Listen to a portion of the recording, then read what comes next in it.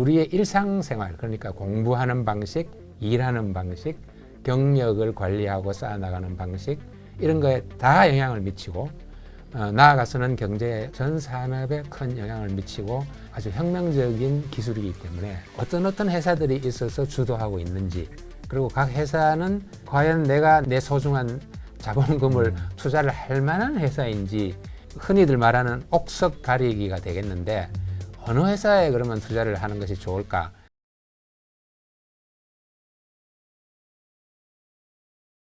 행부 반갑습니다. 오늘 초대석 시간입니다. 오늘은 챗 GPT 혁명이라는 책을 쓰신 권기대 작가님 모시고 다양한 인사이트 들어보도록 하겠습니다. 네, 안녕하십니까? 오늘 이렇게 좋은 프로그램에 불러주셔서 감사합니다. 저는 챗 GPT 혁명이라는 책을 최근에 써서 아마 서점에서는 내일이나 내일 모레부터 만나보실 수 있을 것 같습니다. 저는 학부에서 경제학 전공하였고요. 사회 첫 걸음을 미국 모건은행이라고 하는 금융기관에서 시작을 했습니다. 일단 오늘은 이제 챗 GPT에 대해서 네. 좀 주로 다뤄볼 건데요. 그렇죠. 혹시라도 챗 GPT를 모르고 계신 분들도 계실 수 있을 것 같아요. 네. 물론 이슈화가 됐겠지만 아직 사용하고 계신 분들은 또 많지 않은 걸로 알고 있거든요. 그분들을 위해서 챗 GPT가 뭔지 혹시 한 문장 정도로 정의를 해보신다면? 네. 아마 많은 분들이 그 하이 빅스비 이런 걸 많이 해보셨을 거예요. 그렇죠. 그럼 빅스비 보고 오늘 날씨 어때? 라든가 뭐 간단한 질문을 던지면 딱 정해진 국한된 대답을 해주죠. 실제로 지금 바로 옆에 있던 빅스비가 지금 대답을 하고 있습니다. 네. 어쨌든 그것은 굉장히 그런 단순한 그리고 이미 딱 정해진 국한된 대답을 제공할 뿐이죠. 근데 이 챗 GPT라는 것은 여러분이 명령하는 대로 혹은 요청하는 대로 나한테 맞춤형으로 아주 상세하고 정확한 대답을 제공하는 그런 새로운 형태의 챗봇이라고 볼 수 있습니다.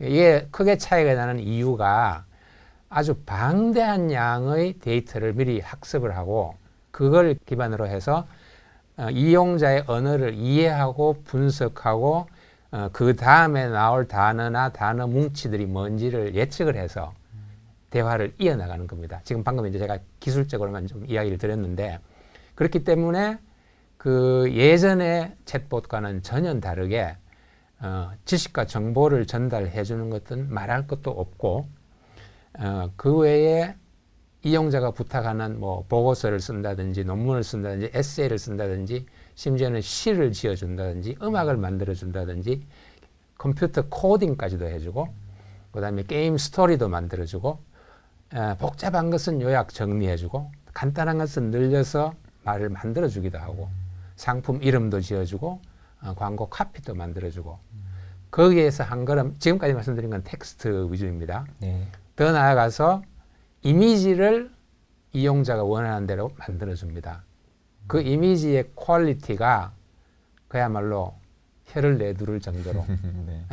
딱 이용자가 원하는 그런 종류의 이미지를 만들어주는 것까지도 있고 이제 앞으로는 3D 영상까지도 동영상까지도 이용자의 명령에 따라서 만들어주는 그런 식의 흔히 말하는 생성 AI, 생성형 인공지능 기술이기 때문에 예전에 그런 챗봇 그런 정도와는 완전히 차원이 다르고 더불어서 이것이 우리의 일상생활 그러니까 공부하는 방식, 일하는 방식, 경력을 관리하고 쌓아나가는 방식 이런 거에 다 영향을 미치고 나아가서는 경제 전 산업에 큰 영향을 미치고 그런 아주 혁명적인 기술이기 때문에 아마 예전과는 달리 큰 그런 열풍을 몰고 오는 것 같습니다. 혹시 그러니까, 대표님께서 생각하실 때 네.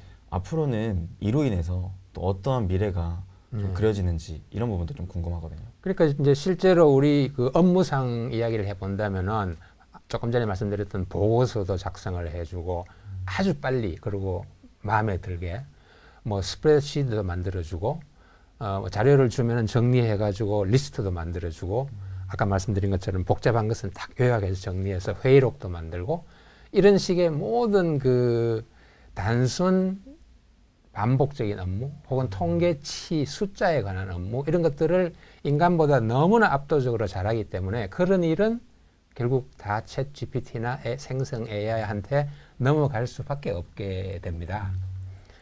그거는 뭐 경제적인 원리에서 그건 피할 수가 없는 일이죠.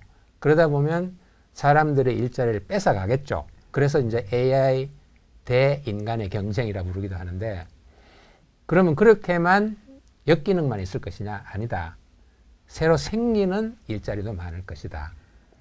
그래서 그건 너무 비관적으로 생각할 필요가 없다고 이제 전문가들이 이야기하고 있고요. 그 다음에 이런 일의 대체가 단순히 그런 단순 반복적인 노동만이 아니고 이제는 상당한 정도까지는 창의적인 창작 활동까지도 들어가기 때문에 심지어는 뭐 기자라든가 그다음에 뭐 심지어는 의사들, 변호사들 이런 사람들도 내 영역이 자꾸 줄어드네 하는 그런 두려움을 갖는다고 그래요.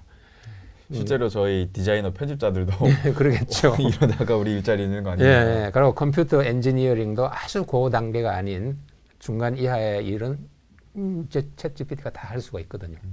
그런 상황이 벌어지고 그래서 그건 또 일자리에 관한 일이지만 교육 쪽을 보면 교육도 상당히 지금 문제가 많은 것이 애들이 뭐 이렇게 뭘 쓰거나 숙제를 하거나 시험 준비를 하거나 할 때 챗 GPT한테 맡겨보고 의뢰를 해보면 너무나 잘하고 빠르고 좋거든요. 자기가 할 필요가 없잖아요. 근데 그거를 기반으로 해서 논문을 작성하든지 뭘 해서 제출을 하면 그럼 학교에서는 이거 학생이 한 거야? 챗 GPT가 한 거야? 알 수가 없잖아요. 어떻게 평가를 하며 또 평가 이후에 얘들을 도대체 어떻게 지도를 할 것이냐. 그쵸. 얘가 어디까지 알고 썼으며 챗 GPT가 또 얼마나 도와줬느냐. 이거에 따라 다르잖아요. 그래서 교육에도 큰 혁명이 일어나는 것이 아까 이제 제가 그 검색 같은 이야기를 할 때 챗 GPT와 대화를 하는 거를 이렇게 보면은 그 이용자가 원하는데 딱 맞춰서 하잖아요. 네. 대답을. 맞춤형이라는 게 상당히 중요해요. 퍼스널라이즈 된 거. 그래서 교육도 맞춤형이 되는 거죠. 그러니까 예를 들면 교사가 지금 현재 이 체제 하에서 예를 들면 뭐 한 20-30명 학생을 갖고 있다고 해요. 그러면 20-30명 일일이 개인 한 사람 한 사람에 맞추어서 교육을 할 수가 없잖아요. 인간이. 그런데 챗 GPT는 할 수 있다는 거죠. 개개인별로 거기 맞추어서 수준에 맞추어서 문제도 내주고 평가도 해주고 지도도 해주고 할 수 있다는 거죠. 그래서 이 맞춤형이라는 게 사실은 전 분야에 걸쳐서 어떤 혁명을 일으키는 기본되는 아이디어가 되는 거죠. personalized. 그러니까 당신이 원하는 대로 해주겠다. 맞추어서 해주겠다. 그런 거. 근데 지금까지 AI 하면 전 세계적으로 구글이 독보적인 지위를 차지하고 있었잖아요. 그렇죠.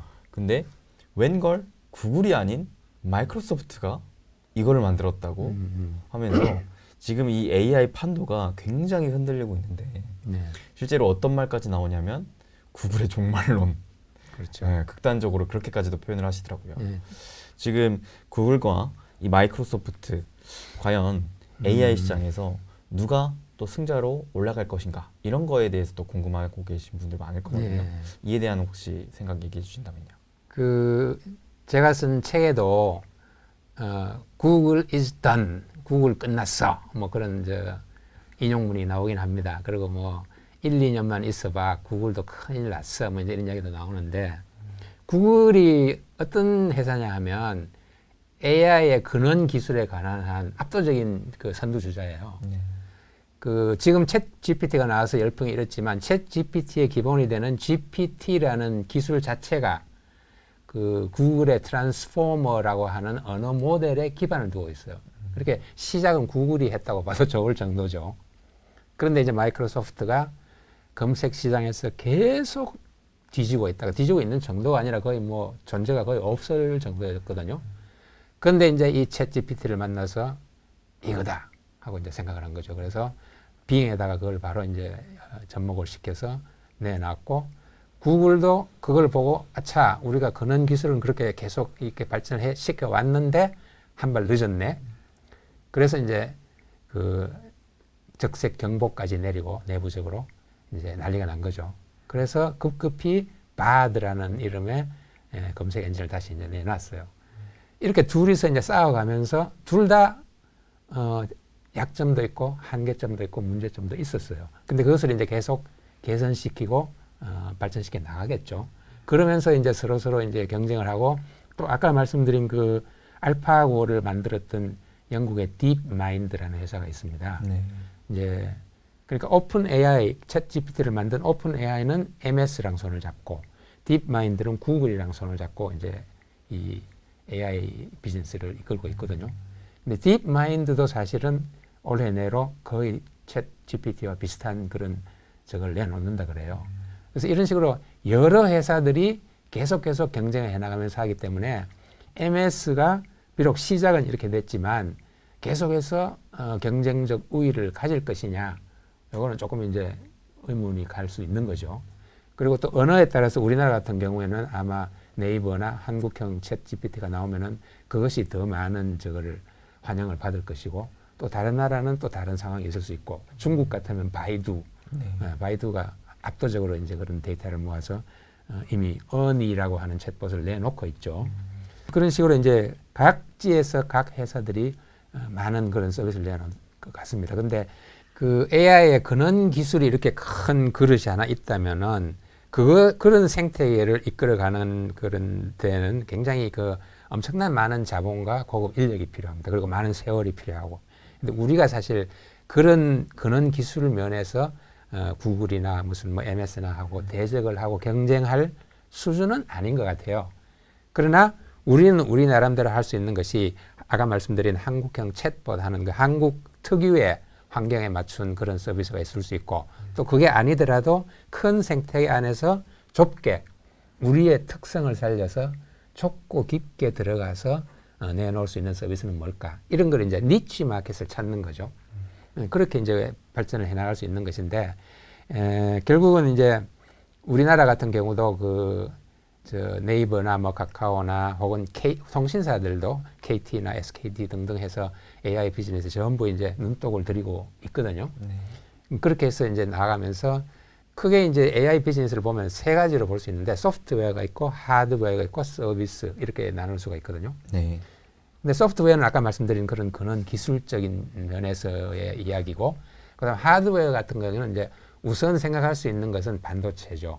거기 AI를 작동시키기 위한 반도체 분야. 거기서는 뭐 지금 미국에서는 뭐 엔비디아, 그다음에 대만의 TSMC, 한국에는 이제 삼성, 하이닉스 이렇게 우리 같은 경우는 뭐 메모리 분야에 워낙 강하니까 우리 나름의 특성과 장점을 살려가지고 공헌할 수 있는 그런 분야가 많을 겁니다. 특히 하드웨어 중에서는 그런 이 지금 메모리 같은 것도 옛날에 전통적인 메모리가 아니라 소위 뭐 생각하는 메모리, 뭐 지능형 메모리 이렇게 해가지고 HBM이다, 뭐 PIM이다 이런 여러 가지 고급 반도체가 나오고 있거든요. 그런 반도체를 AI 비즈니스를 위해서 이제 공급하는 그런 쪽을 생각을 해야 될 것이고, 그 세 번째 말한 서비스 면에서 좀 특이한 그 회사들이 있어요. 우리나라 안에 예를 들면은 그 루닛이라는 회사가 있는데, 이 회사는 그 메디컬, 의료 분야에서 그 AI를 이용한 분석 솔루션을 만들어 가지고 지금 현재 세계 각국에 이용을 하고 있고, 그래서 해외에서 나오는 매출이 거의 80% 이상이라고 그러는데, 이 분석 그 솔루션의 특징은 지금까지의 그 AI를 기반으로 한 메디컬 서비스가 대개는 그냥 분석과 진단에 그쳐요. 뭐 치매가 걸렸다든지 아니면 뭐 암이 보인다든지 이런 진단에 그치는데, 이 회사의 솔루션은 진단은 말할 것도 없고 치료, 그리고 나아가서 신약 개발에 이르기까지 길을 제시해주는 그런 솔루션이라고 해서 굉장히 환영을 받고 있거든요. 그리고 이 회사가 그 해외의 기업, 그 유명한 헬스케어 기업뿐만이 아니고 정부 수준의 단계의 그 여러 가지 프로젝트에도 많이 이제 개입이 되어 있고, 그래서 전망이 굉장히 좋아 보입니다. 루닛이라는 회사. 그런 회사가 예로서 하나가 들 수가 있고, 또 아까 잠깐 말씀드린 그런 솔트룩스 같은 회사는 그 언어 데이터가 아주 굉장히 막강해요. 아시아 최대의 그런 뭐 100만 시간 이상의 언어 데이터를 갖고 있다고 그러고, 그래서 그런 언어 데이터를 기반으로 한 서비스에 특화되어 있는 회사이기 때문에 눈에 많이 띄고요. 또 연초에 굉장히 그 뭐 한 500%씩 뭐 이렇게 주가가 급등했던 코난 테크놀로지가 이제 그 우리가 흔히 말하는 챗봇 공급 전문 회사예요. 그래서 그 회사도 좀 두드러지고, 그다음에 지금 뭐 규모는 그렇게 크지는 않지만 번역 쪽에 그 좀 이름을 알리고 있는 플리토라는 회사도 눈에 좀 띄고요. 그런 몇 가지 회사인데, 아까 말씀드린 것처럼 어떤 그 서비스, 우리 나름의 특성을 가지고 사람들에게 어필할 수 있는 서비스를 개발하는 그런 쪽이 일단은 좀 눈에 많이 들어옵니다. 예. 그 기본적으로 이 AI 시스템을 구축하기 위한 하드웨어, 소프트도 물론 좋겠지만, 그렇죠. 그 이 시스템이 구축이 되어 있을 때 네. 그걸 어떤 식으로 활용을 하느냐에 활용하느냐. 그렇죠. 대한 이제 서비스적인 측면에 대해서 네, 좀 더 맞습니다. 주목하고 계신 것 같은데, 네. 이 분야는 워낙 또 가지각색이고, 그렇죠. 말씀하셨던 것처럼 지금 AI의 목적 자체가 이제 맞춤형 솔루션으로 지금 들어가고 있기 때문에, 그 맞춤형 솔루션을 제공할 수 있을 다양한 분야에서 또 아까 말씀하셨던 우리나라 기업들도 각 분야에 좀 치고 들어가고 있다라는 예, 얘기를 해주셨는데요. 투자자들 입장에서 보면은 사실은 그걸 거 아니에요. 이 산업이 지속적으로 발전할 수 있는 산업인가가 첫째 관심사고, 둘째는 그 산업 안에 어떤 회사들이 있어서 주도하고 있는지, 그리고 각 회사는 과연 내가 내 소중한 자본금을 투자를 할 만한 회사인지, 흔히들 말하는 옥석 가리기가 되겠는데 어느 회사에 그러면 투자를 하는 것이 좋을까? 그래서 이제 사실은 사전에 공부를 많이 해야 되고, 이 회사는 도대체 뭘 주로 서비스하는 회사인지, 그리고 그 서비스란 게 그냥 단순히 아까 말한 어떤 신기한 거, 호기심 만족 그 정도인지, 아니면은 정말 우리 삶의 일이나 공부에 혹은 내 치료, 병 치료에 정말 도움을 주는 것인가. 그리고 이게 앞으로도 잠깐 그랬다가 마는 게 아니라 계속 쓰일 수 있는 그런 종류의 기술이고 서비스인지, 이런 것들을 이제 파악을 해야 되겠죠. 그래서 그런 공부는 뭐 사실 뭐 어느 산업, 어느 업종이든 다 마찬가지이긴 하겠지만, 특히 이 AI 경우는 이제 막 나와서 이제 뭐 다들 뭔가 좀 새로운 지식이 없나 하고 다들 이제 궁금해하고 찾는 상황이잖아요. 그래서 이럴 때 공부를 정말 열심히 해서 이 산업에 대해서만큼은 이렇게 되고 이렇게 되는구나, 그 중에 플레이어 중에 누구를 선택을 하면 좋겠구나 하는 그런 어떤 아이디어를 갖는 게 좋을 것 같아요.